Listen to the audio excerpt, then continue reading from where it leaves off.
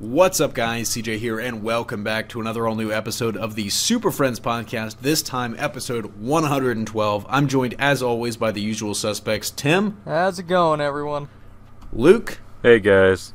And Nick. Yo. And speaking of balance, DC might have just balanced their corporate structure, and I say that because they've gone from having too many cooks to having one less cook in the kitchen. And I'm sure you guys have heard about this. Some of our listeners might not have heard about this because it kind of flew under the radar. Obviously, the shakeup that everyone is expecting from WB has kind of been happening in slow motion. First and foremost, we heard back in December they were looking to make a change in the WB film division specifically for these DC films. We found out what that change was going to be in January when it was revealed that John Berg was out, and they were bringing in who was the guy they hired? Who was the guy they hired to replace John Berg? Walter White. Walter White. Walter White? That's not who it was. Again, professional podcast. Professional podcast right here. We're just gonna have to look Walter this up. Hamada. Walter Hamada from a hugely successful guy, specifically within WB's horror divisions. The man behind a lot of the great horror hits, the Japanese translations of horror hits, I should say, like The Ring, The Grudge. He was the man behind those. He also was kind of transitioned into some other stuff nowadays, and now, of course, he is the president of DC Films. Of course, horror movies have been like kind of the one thing for WB that's been going off without a hitch. Hugely successful with their Conjuring series. Walter Hamada, of course, replacing John Berg. There was some speculation about where that left Jeff Johns, if he was completely out. The final verdict looks like it's Jeff Johns is actually staying with what he's doing. Everybody kind of was like, oh, he's co-president.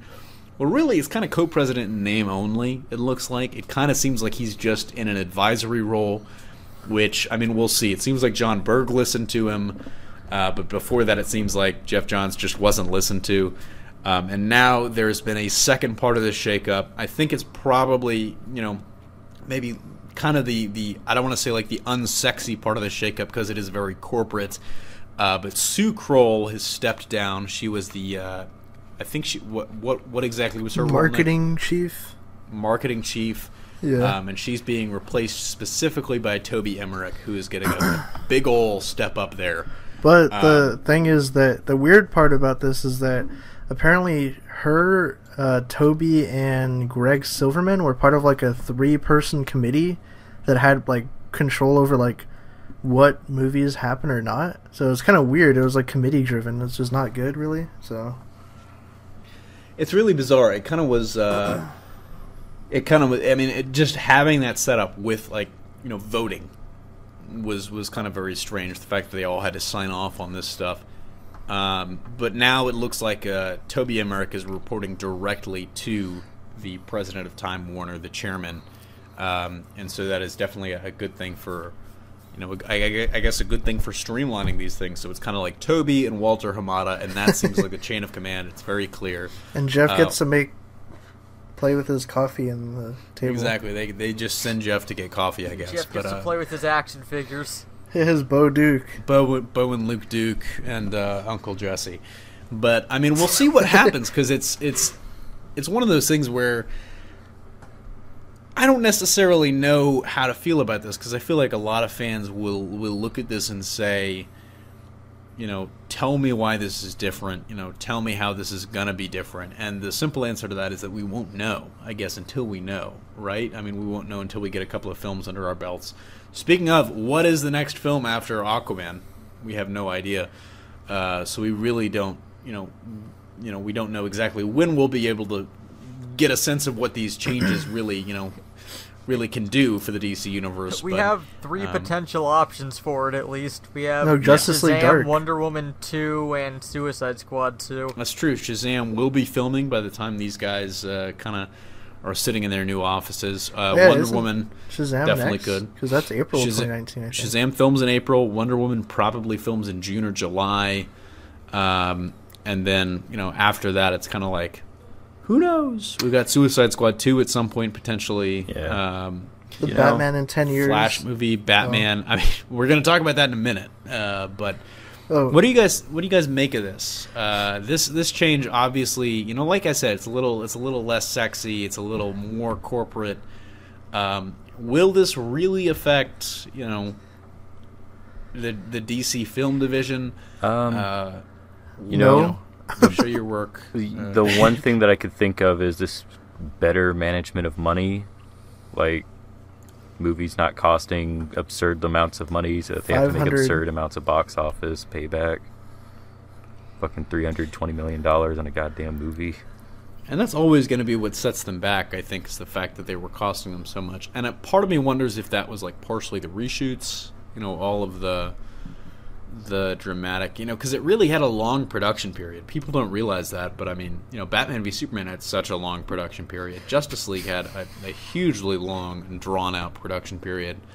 About half the time of BVS, but BVS was like, what did they do? The initial filming for that in like 2013, 2014? Yeah, it was like 3 years of movie. Yeah, Jeez. It was very, very bizarre. And they still got a bad movie out, man. It's just, hey, man, sometimes it happens, sometimes it doesn't happen. One thing that I looked up with this Walter guy, he has been successful in terms of producing and stuff, but I saw that he actually contributed to a screen story, so like his actual storytelling abilities was that in 47 Ronin, that was brought up to me by the Midnight Eggs video I checked out. Shout out to those guys. Really? But apparently, the only story he's contributed to was 47 Ronin, which is like a big flop, so... We'll see what happens there. I mean, it's one of those things where obviously not everyone is going to be good at like everything. There are a lot of in Hollywood. There's a lot of like, I don't want to say like self-dealing, but there are a lot of Renaissance men and women who do, a lot of people that start out as actors will move into like screenplays and directing. A lot of people that start out in, as production interns will end up the head of Marvel Studios. Oh God! You will never have another Feige. I mean, it's kind hard of to find his ability. How's Feige's storytelling ability? I don't know, he's man. Good. We've never seen it. He's never dabbled in that. Yeah. So I don't think it's necessary to have that skill to lead these successfully. Is my point with that? No, but Feige has good sense of fashion though, like jeans, a polo shirt, and like a suit jacket. A blazer and the hat. With a you know what? You're right. Walter Hamada's only got like a cardboard box over himself. I can't see this guy running DC films. He doesn't have the Take fashion. off those Crocs, Walter Hamada. Yeah, you don't wear socks with Crocs, you fucking idiot. What's funny is it's really hard to find pictures of that guy on the web too. Yeah, because he doesn't want to show his Crocs. Why? Dude, this is reminding me of that Sinister movie or something. It's he like breaks it's kind of all hard. cameras that come near him. Yeah, it's like it's hard to get pictures of the guy. It's like what? It's hard to get pictures of Mr. Woobly Woo from Sinister. Slender Man. Yeah, Slender Man. Slender but Man. no, I'm actually I'm fully behind this. Really, I kind of think that when you look at the track record of Warner's with their horror division, that's really, like I said, that's really one of the only things that has gone off without a hitch in recent years. Yeah, I feel like. And I don't know, maybe this is just me, but like horror is always in this weird place where like it's easier, I think, to make a profit off a horror movie just because they don't cost a lot to make. That's true. Well, what's funny is this kind of speaks to a larger trend within WB in terms of like, I don't know if it's just that, these are guys that have been successful in our horror films and our horror divisions. This is, let's try and retask them for some DC stuff and see how it goes. I don't know if it's just as simple as, they're successful in that, or if there's something more to it.